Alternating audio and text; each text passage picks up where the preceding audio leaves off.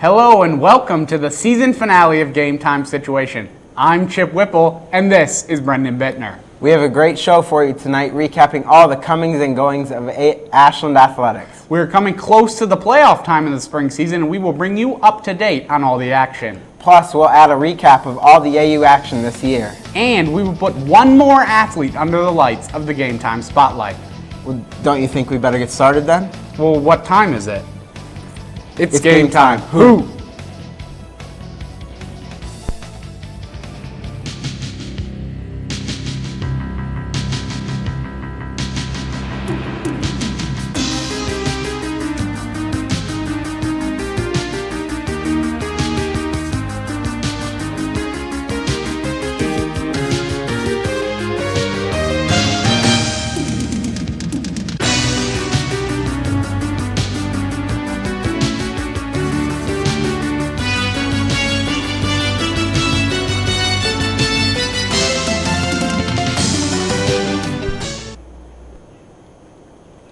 The baseball team continued their season on April 16th, traveling to Erie to take on the Mercyhurst Lakers.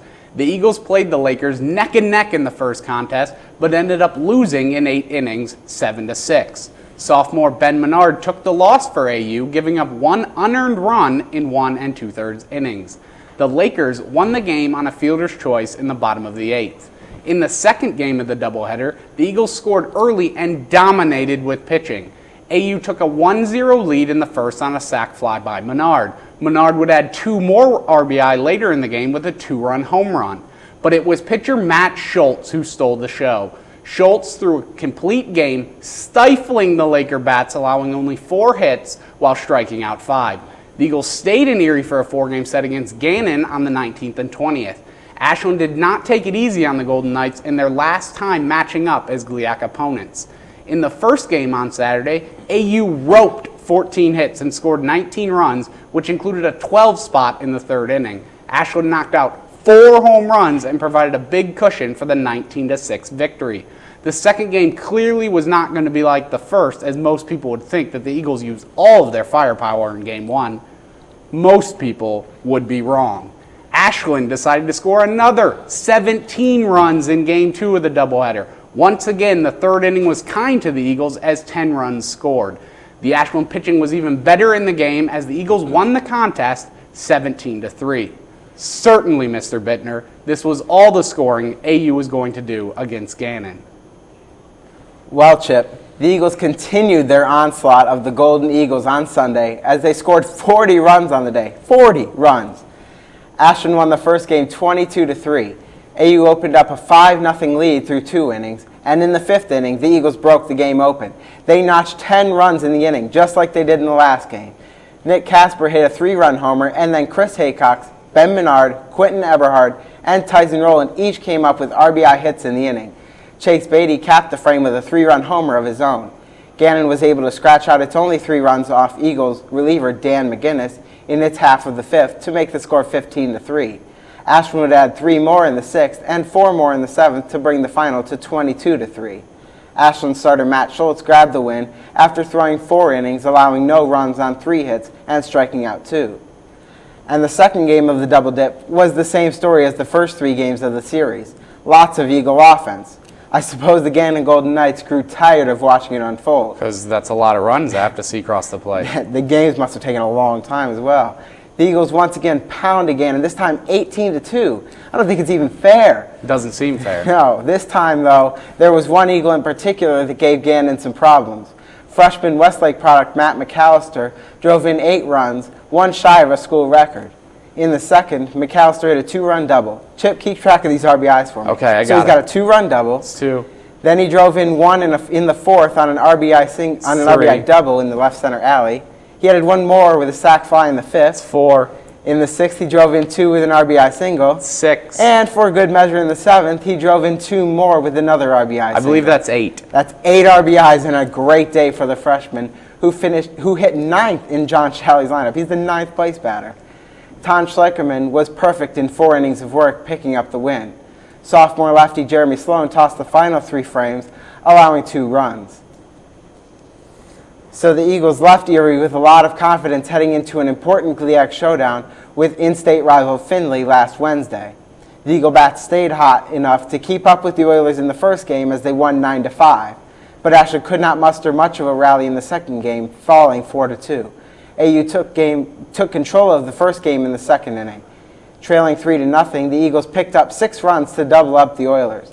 McAllister had a RBI single to start the scoring.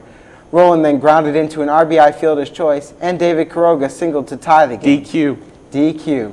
The next batter, Jacob Petcack, drilled a 3-run homer to right center, scoring Rowland and Quiroga to make it 6-3. In the third and fourth innings, Ashland used 2 sac flies and a Findlay error to add 3 more runs to make it 9-3. Findlay would add single runs in the 5th and 6th for the 9-5 final. Schlenkerman pitched all 7 innings, allowing 4 earned runs, walking 4 and striking out 4. So after scoring all those runs over the past 5 games, the Eagles' bats were bound to cool off, and they finally did in the second game against Findlay. Ashland got itself on the board first on a 2-out RBI single by Quentin Eberhardt. Findlay took the lead, though, in the top of the third as they got some help from a throwing error by catcher Josh Kirsten. Findlay then added single runs in the 5th and 6th to make it 4-1. Ashland made it interesting in the bottom of the 7th.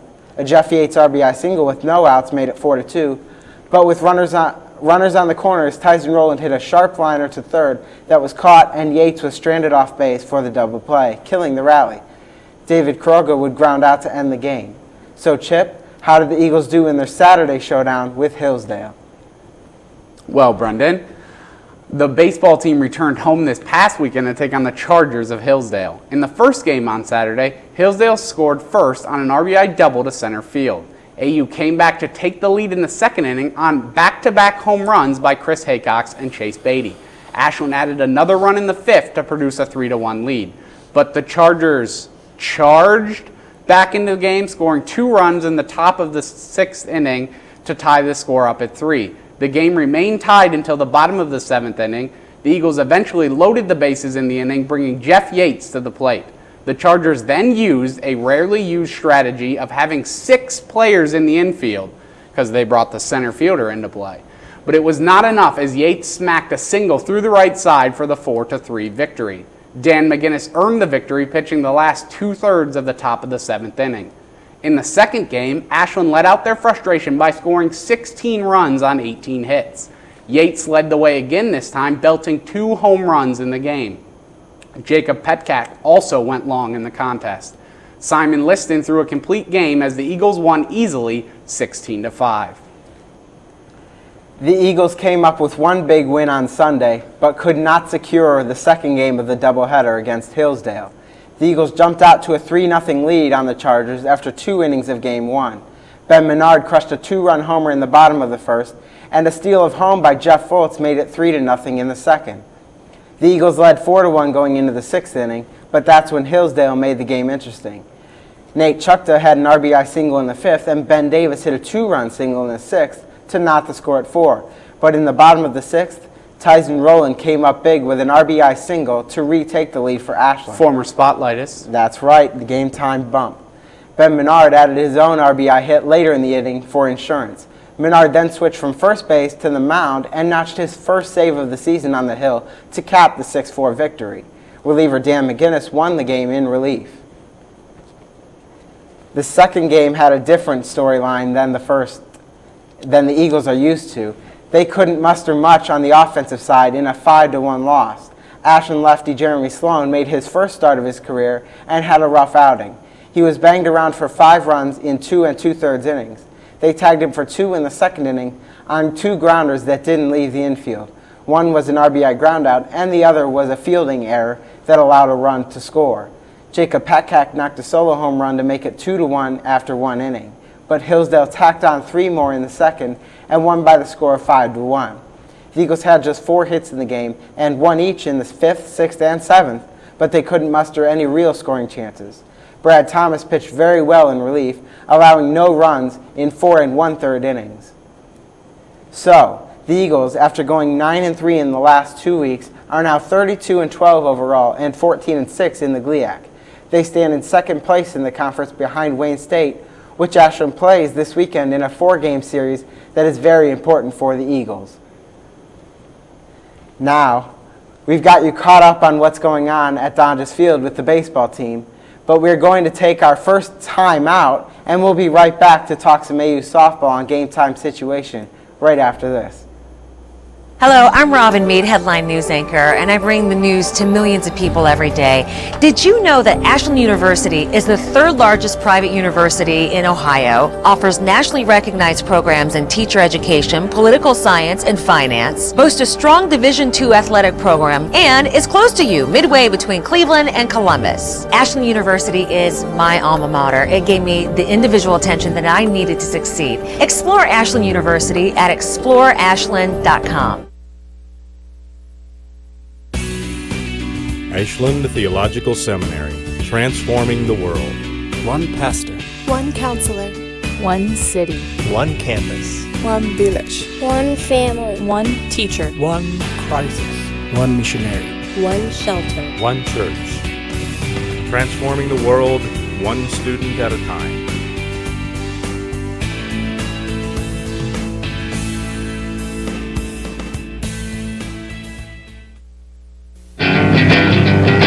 Every trip, every time. California, here I come! Buckle up so you and your friends get home safely. I must scream into the world from the top of someplace very high. Seatbelts save lives. Okay. Visit nhtsa.gov. Low and slow.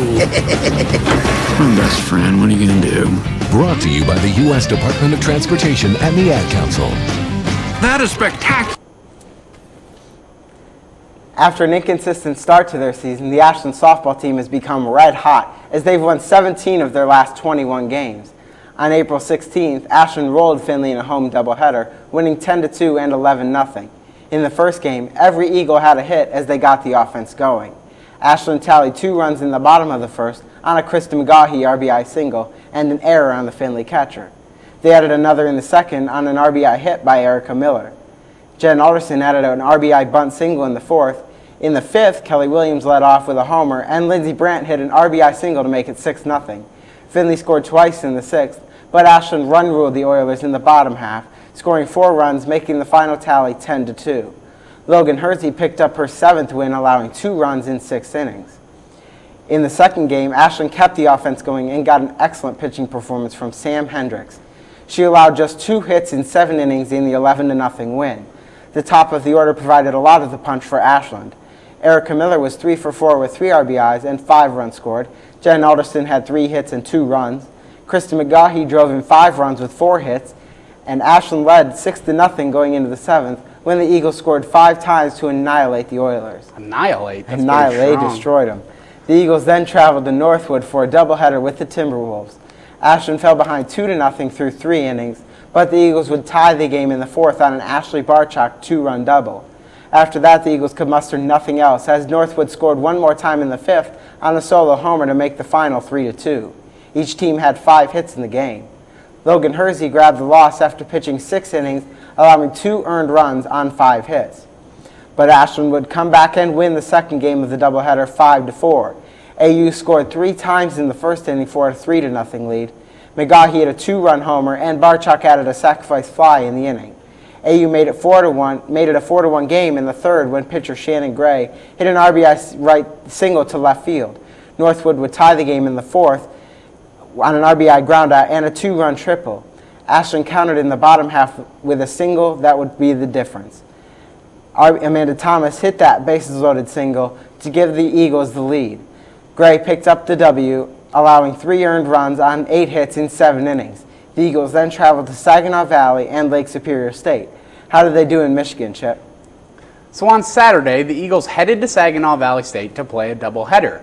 The Cardinals put runs on the board first by scoring twice in the bottom of the first inning. AU came back, however, tying the game by scoring 2 in the top of the third. AU posted 3 runs in the 4th, with freshman center fielder Lindsey Brandt tacking on an RBI and scoring a run and rookie right fielder Erica Miller notching a run-scoring single. The Eagles scored the 3 runs on just 1 base hit in the inning.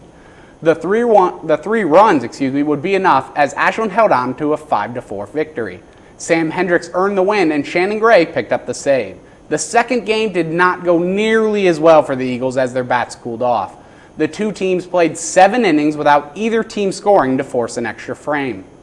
The Cardinals took advantage of an Ashland error and scored the only run of the game, winning 1-0. Logan Hersey was the tough luck loser of the contest, pitching 8 innings, allowing just 4 hits and that one unearned run. That's tough luck right there. Strangely enough, the Eagles next played Lake Superior State, but played the games at Grand Valley State, which is probably a good thing, so Ashland didn't have to travel up to the Upper Peninsula. That's a long drive. The Eagles dominated both contests, winning 6-1 and 10-2. In the first game, Gray led the Eagles, going 2 for 2 with 2 RBI. Gray also pitched 6 innings, giving up 1 run to earn the victory. Barchok's 3-run home run in the second game provided all the runs the Eagles would need. Hersey pitched the full 5 innings, striking out 4. Ashland would split their doubleheader with Seton Hill. The Eagles won the first game 9-2. They did a lot of their damage in the first inning of the game, scoring 5 runs. Thomas, Barchok, Gray, and Brandt all drove in runs in the first frame. Ashland added 3 more in the fourth to make it 8-1. Thomas, Barchok, and Gray added RBI singles in the frame. You can see there's a pattern here. They're bowling. Right, great. Well, yeah, there's lots of frames. Gray came up with her 3rd RBI hit of the game in the 6th, a double to help her own cause win the win. She tossed 7 innings, allowing 1 earned run on 5 hits and striking out 5. AU did not keep the bats going in Game 2 of the Twin Bill. Seton Hill took a 1-0 lead off starter Samantha Hendricks in the second inning. Ashland tied the game at 1 in the 4th inning. McGahee singled in Alderson, who had tripled before her. That was the last time Ashland would score, as Seton Hill had the game-winning run in the 5th on an RBI single. Hendricks allowed just 2 runs in 7 innings. Next, Ashland took on Ohio Valley in games that were played at Akron's Firestone Stadium. The Eagles swept the doubleheader. AU took a 1-0 lead in the first inning in Game 1 on an Amanda Thomas RBI single. Hersey had to hold on to that small 1-0 margin until the 6th, when the offense would provide 5 runs of insurance. That should do it. The cap to the inning came with a 3-run home run by Kristen McGahee. Hersey allowed just 2 hits and no runs in the game for the win. The Eagle offense got the bats going again in the second game. 7 of the Eagles' 10 hits in the game were for extra bases. Ashland scored twice in the second and 4 times in the third to open a 6-0 lead. Ohio Valley made it 6-2 in the 5th, but Ashland would put the game away with 3 more runs in the 5th and 6th innings. McGahee added 2 RBIs in the effort, and 6 more Eagles had 1 RBI in the game as the offense spread the wealth. Sam Hendricks allowed 2 runs on 5 hits in 7 innings of work for the victory. The Eagles then came home for a rain makeup with Grand Valley State. Did that go swingingly, Chip? Oh, swingingly. Play on words. Not swimmingly. Because they're batting. Right. I get it. This past Sunday, Ashland ended their regular season by hosting Grand Valley State. The Eagles continue to surge into the postseason as they won the first game convincingly 8-3. Senior Jen Alderson's 2-run homer and Hersey's solo shot helped pace the Eagles to the win. Hersey also pitched 7 innings, giving up 3 runs and struck out 3. Hersey's record on the season now stands at 10-7. It was more of the same in Game 2 of the doubleheader as the Eagles cruised into an 11-3 victory. No long balls in this one, but senior first baseman Kelly Williams went 2 for 4 with 4 RBI. Gray started and finished the game pitching 7 innings and striking out 3. The Eagles ended the regular season with a 27-15 record overall and 13-7 in the GLIAC. The team will next travel to Midland, Michigan to take part in the GLIAC tournament on Friday. Ashland enters as the 4th seed, and their first-round opponent will be Grand Valley State. So we talk some baseball, and then we talk some softball. But when we come back, we'll be checking in on how the track teams have been faring recently. And we will put another AU athlete under the Game Time spotlight. You're a good driver, a careful driver, and you don't stand a chance. Not at a railroad crossing with bad sight lines and no lights or gates, where vegetation, buildings, or hills block your view, where you can't see the train and you only have seconds. before it hits your safe, careful self. And you die. Go to angelsontrack.org to report dangerous crossings, because careful is just no match for a 200-ton locomotive. Hi, Mr. President. My parents believe that eating meals together will make our country strong. Is this something that you did when you were a kid? I did eat with my family so long as my mother wasn't cooking. It's not good making fun of your mother, even if you are president, but it is good to have dinner with your kids. We know the more often children have dinner with their families, the less likely they are to smoke, drink, and use drugs. So simply having dinner together can help your children forever, even if you're not a great cook. Is she thirsty or diabetic? Is he tired or arthritic? Subtle behavioral changes can be early signs of disease in pets. These changes are often less obvious in cats, which can be better than dogs at hiding illness. But a wellness exam from your veterinarian twice a year can help detect, treat, or prevent many health problems before they become serious. So call your veterinarian and schedule your pet's wellness exam today. The men's track team competed at the All-Ohio Championships at the University of Cincinnati. The team placed 4th out of 11 teams. The Ohio State University took home first place. As for AU, the 4x100 team took home the gold. The team consisted of Joe Horn, Nick Belanco, Brian Ryman, and Jerry Azell. The 4x400 quartet also finished first. The 4 members were Belanco, Edwin Smith, Horn, and Ryman. Belanco also finished 3rd in the long jump.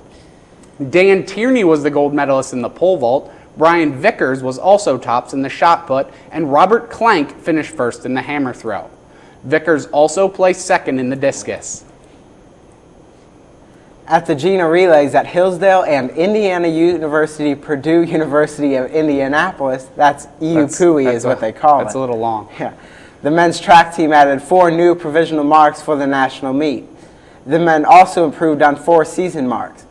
Kurt Roberts, who is already automatically qualified in the shot put, improved on a season best throw. Joe Horn added his name to the list of provisionals in the decathlon and the 400-meter dash. Chip, how did the women do at the All-Ohio meet? Well, the women team also competed at the All-Ohio Championships at the University of Cincinnati, like the men.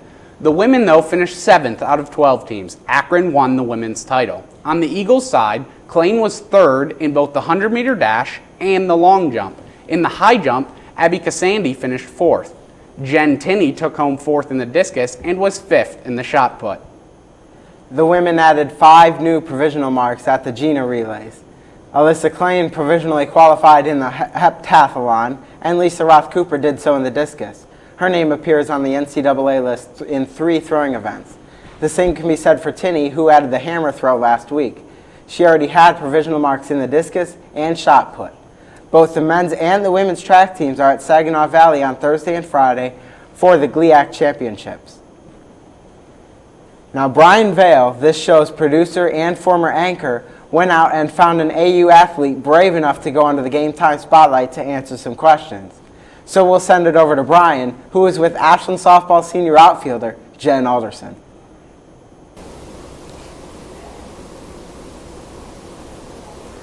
Thanks, guys. I'm Brian Vale here on the Game Time Spotlight with softball player Jen Alderson. Jen, how you doing today? Good, how are you? I'm good, thank you. Are you ready for the Game Time Spotlight? Oh, yeah. All right, well, let's get started. The team just wrapped up the regular season with a sweep this past weekend of Grand Valley. How do you feel the regular season went for you this year? I think we kind of started off not where we wanted to, starting off 1-3, I think it was in Florida. Right. But ever since then, we've been getting hotter and hotter, and each game, a new improvement. Our defense has been amazing, pitching even better. And just each game, it seems like somebody else is stepping up the plate when we're hitting and producing more and more runs every day. So now you guys move on to the GLIAC tournament, and you'll face Grand Valley again in the first round. So what are your goals for the postseason now? I guess just to stay hot. You know, we need to keep together as a team, and we have to keep doing the little things we have been doing all year. And if we do that, we'll be fine, and I think we can win the thing if we keep doing that. All right, and as one of 6 seniors on this year's team, how do you handle being a leader for the younger players? I just always try to work hard. That's always been how I have been. And I just lead by example. I work hard at practice. I set good examples. And all the freshmen and everyone on the team I consider one of my best friends. So it's not hard to be a leader to someone who hopefully they respect me as well. You're one of the leading hitters in the GLIAC this season in the top 5 in batting average. What's your approach when you come up to the plate? My approach is just clear my head, work my routine, and just put the ball in play and run as fast as I can. Because usually if I just put it in play on the ground somewhere, I have a good chance of beating it out. So I just try to hit whatever I can. How do you feel that you've developed as a player in your 4 years here at AU? Definitely coming in, I was a pitcher. I had only played outfield when they just needed somebody to throw out there in high school. So it's definitely been a big change for me this year as being an outfielder, but I love it, love every minute. I wouldn't change it because our pitchers are amazing, better than I ever was. So I've become a better hitter, a better runner, just all-around better player. And you're graduating here in May? December. December, excuse me. Okay, so then what are your plans? What are you majoring in? What are your plans for after school? I'm majoring in early childhood education, okay. And I plan on going someplace warm away from Ohio, hopefully down south, and teaching, and I definitely want to coach, so I'm going to look into that too. All right. Well, thank you very much, Jen. Thank you. You're now off the Game Time Spotlight. We'll be back with more Game Time Situation right after this. Do you think you'd notice if you were missing half of your money, or half of your friends, your better half, your half and half? What if you were missing half of your kidney function? You'd think you'd notice, but you could have chronic kidney disease right now and not even know it. According to the National Kidney Foundation, 20 million people have chronic kidney disease, and 20 million more may be at risk and not even know it. Chronic kidney disease is a growing epidemic. Anyone with high blood pressure, diabetes, or a family history of chronic kidney disease is at risk. Certain ethnic groups are at an even higher risk. Early diagnosis and treatment of this disease and its complications are vitally important. To get the whole story on chronic kidney disease, talk to your doctor and visit the National Kidney Foundation at kidney.org or call 1-800-622-9010 for a free brochure. Because when it comes to chronic kidney disease, you might not know the half of it.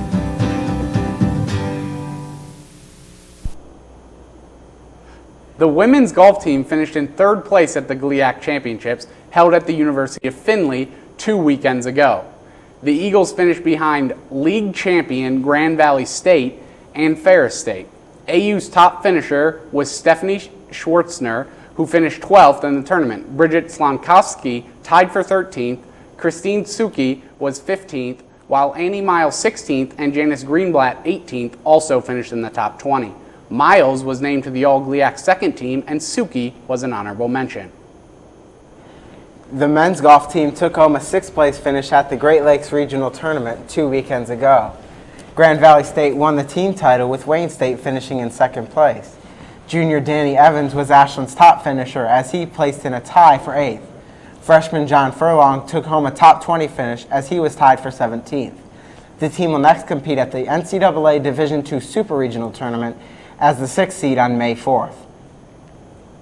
So another year has closed on Game Time Situation, but before we wrap everything up, let's take a look back at the year that was, starting with this memorable clip.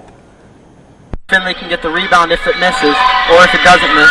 Got it. 3-point game. No timeout. Oilers need a timeout. Or need a 3 to tie it. 14 seconds to go. They're just going to let it go. 10 seconds. They go to Evans. They're putting pressure on the screens. They look to Morgan Lewis for 3.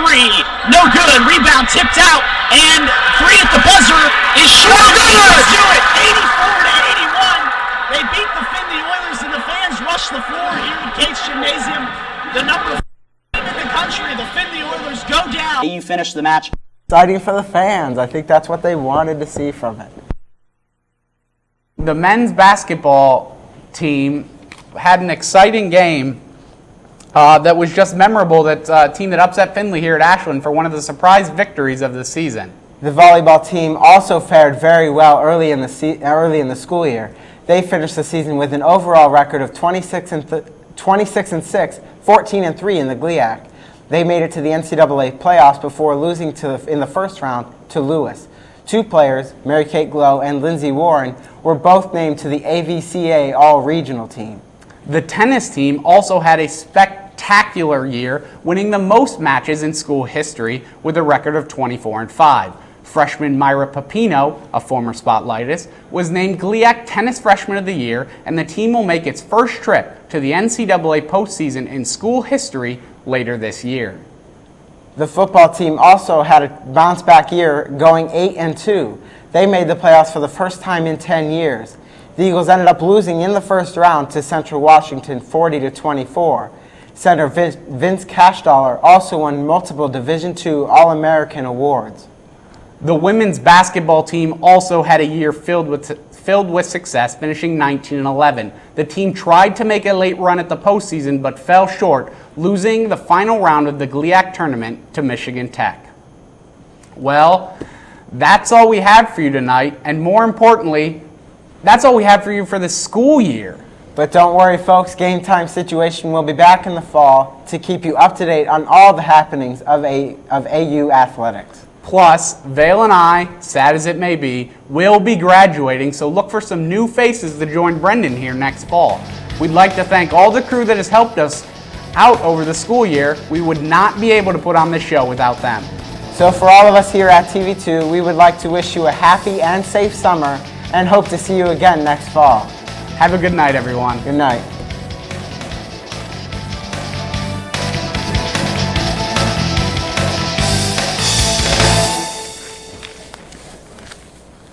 All right.